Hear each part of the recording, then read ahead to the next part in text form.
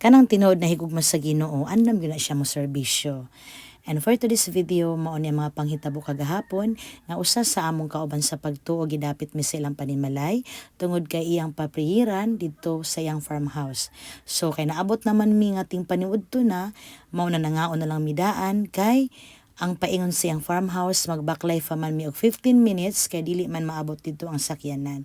And we are blessed enough nga kini among igsuon nga nadapit kanamo tanang kadaugan siyang kinabuhi dili gyud na siya malimot nga dapiton minya kanunay aron sabayan siya nga magkayusa kami alang sa pagampo, pagdayeg, pagpasalamat sa Ginoo sa tanang grasya nga naangkon siyang kinabuhi.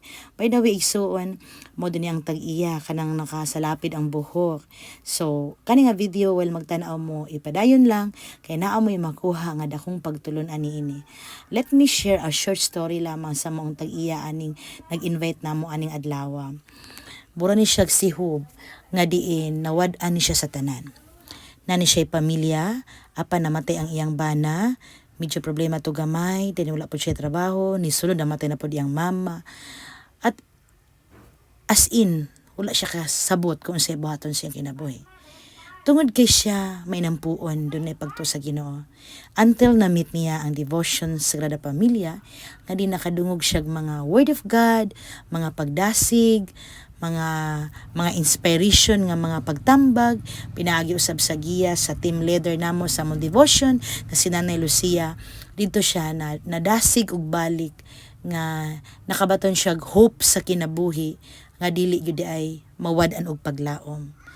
Until nga nagiyahan siya, natudluan siya, nagpadayon siya sa pagampo, sa pagmahal sa Ginoo, pagkalimot sa tanang kasakit, pagkalimot sa tanang ng himaraot, nangaway, nagjudge sa iyaha, nang lait sa iyaha, uban pang nakahatag og tusok sa iyang kasing-kasing.